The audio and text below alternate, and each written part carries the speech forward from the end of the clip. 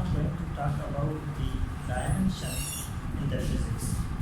What is the dimension in physics? So let's come to understand the dimension firstly. Basically, dimension in physics, there are the two types of dimensions. Number one dimension is that which we take as a direction. Suppose we say that our nature, our universe is a three-dimensional, means our nature, our universe has a three directions. If we say now on the earth, whatever the objects move, that possess two dimensions, as we say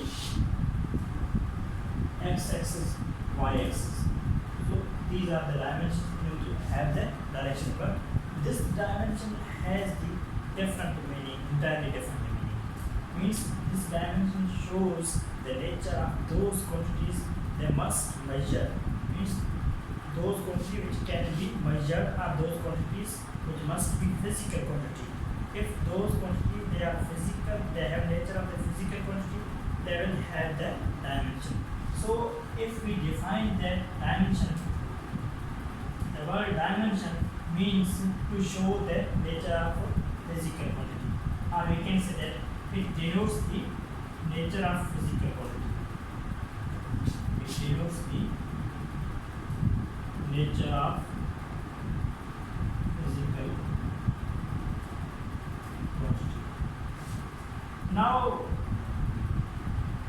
you all know about the physical quantity. Physical quantity or fundamental quantity, you may say.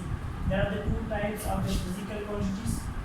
Number we have one fundamental quantity. Number two we have the derived quantity. So fundamental quantity and derived quantity both are the physical quantities.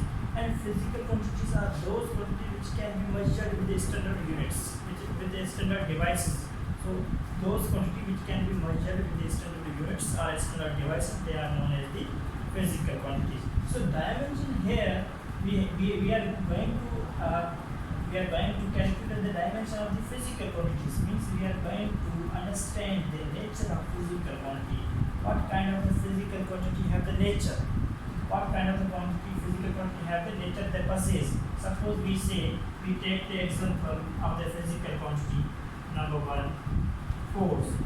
So force, we have the one of the physical quantity.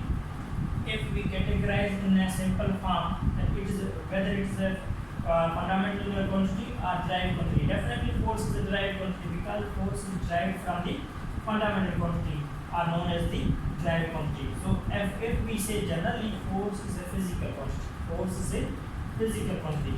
If we understand the nature of physical quantity, this force, suppose dimension, I have already told you that we find the dimension of the physical quantity. So we have the example of the force as a physical quantity.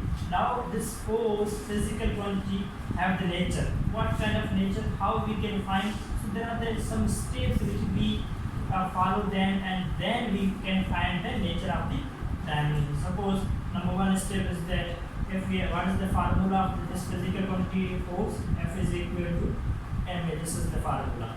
Number two step is that you should find its unit.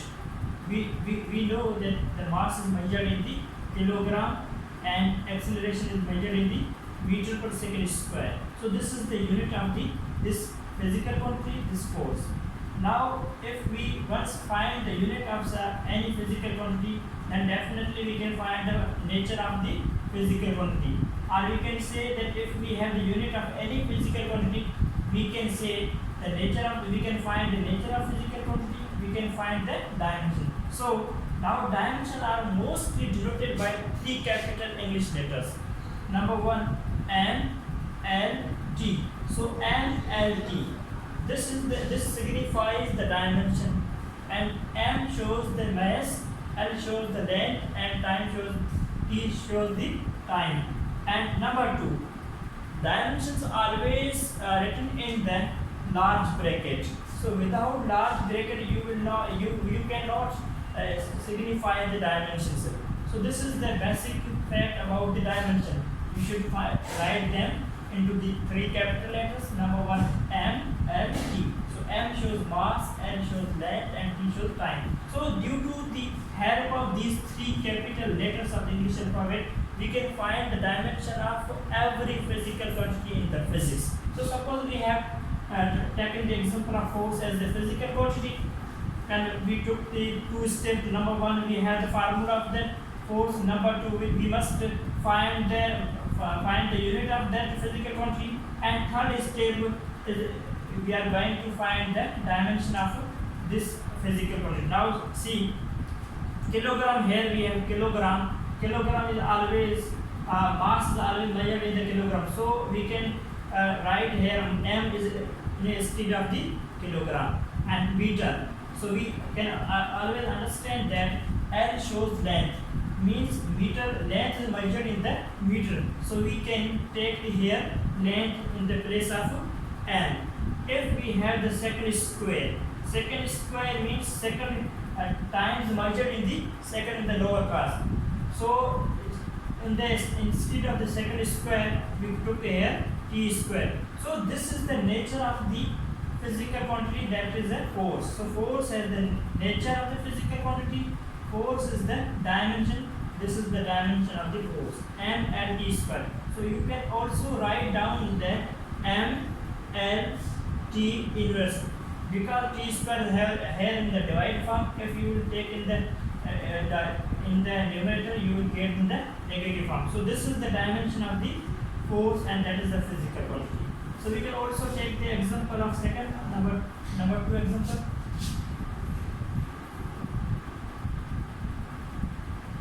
Acceleration.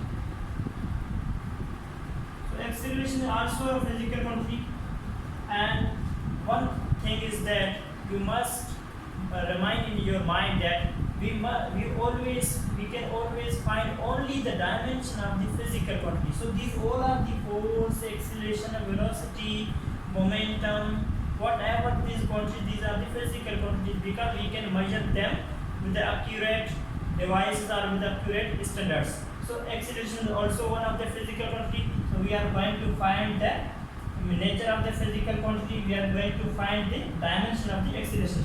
So we must know the two steps firstly about the acceleration, then we are able to understand, we are able to calculate, we are able to find the dimension of the acceleration. So we have the formula of the acceleration is that acceleration is equal to change in velocity divided by change in time. Actually, acceleration is a physical quantity that is that is calculated due to the change in velocity with respect to change in time is known as the acceleration. Number one, this is the formula. At second step, you must know the unit of the acceleration. You must know the physical quantity in which you are going to find the dimension.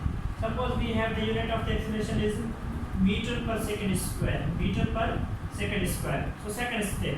At third step, now it is too much easy to calculate the dimension of the acceleration. So we know that meter is always length is measured in the meter. So instead of the meter, we take here L, and at the divide form second square. So we know time is also measured in the second square or second. So instead of the second square, we take the t square. So L upon t square. This is the nature of the acceleration. This is the physical. This is the dimension of the acceleration. You may say this is the nature of this physical quantity. You may say this is the dimension of this physical quantity. So we are going to take the third example. Suppose we have the third example as a physical quantity, momentum. So momentum is one of the physical quantity. We also get the dimension of momentum. So first we must know its formula. So momentum is signified or represented by the capital P. Momentum is a vector quantity. Therefore, I showed here a head arrow on its tip. So momentum we have that is equal to mv.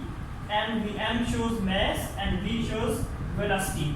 So mass and velocity, the product of mass and velocity is known as the momentum. Or we can get the definition of momentum as a Newtonian.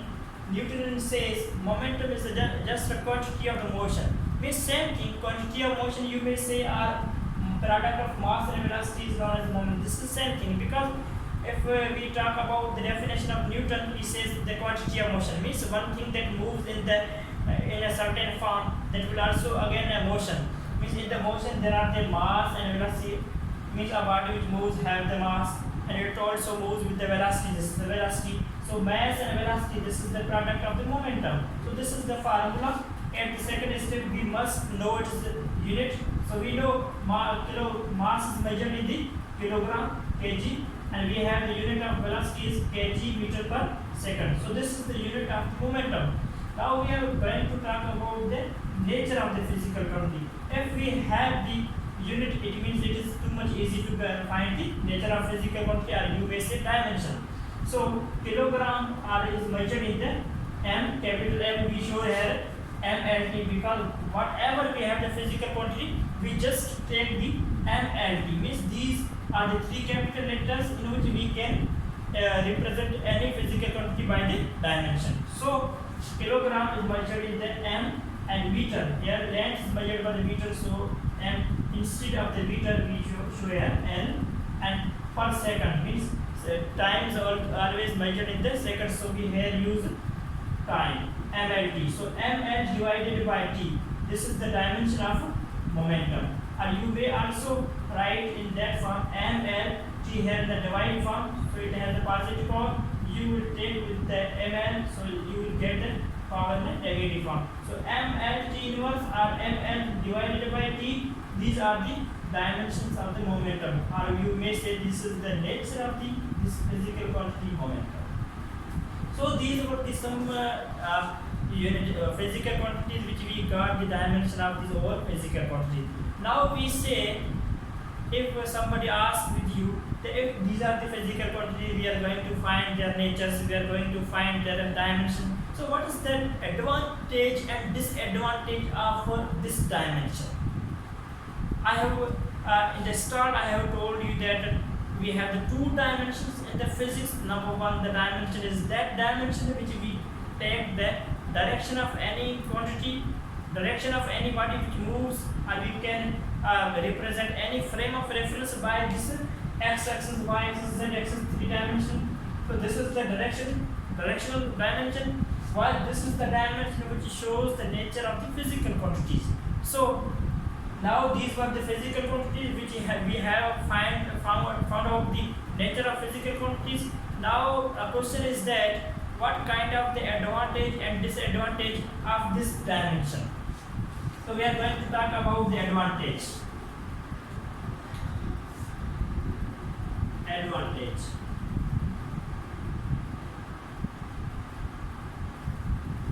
Basically, dimension possesses advantage. Number one advantage is that if suppose a scientist introduce a new equation, and how common people know that whether this equation is correct or incorrect. We understand that equation through the dimensional analysis. If we find the dimension of that equation, that formula, then we have to clear that equation or that formula is clear, or this is the correct. So we have the example, best example, E is equal to mc square. So E is equal to mc square. This is the equation. This is the formula that was introduced by the Dr. Albert Einstein. And if we say if this equation is correct or incorrect, we find its dimension. Then we will have cleared that this equation is correct or incorrect.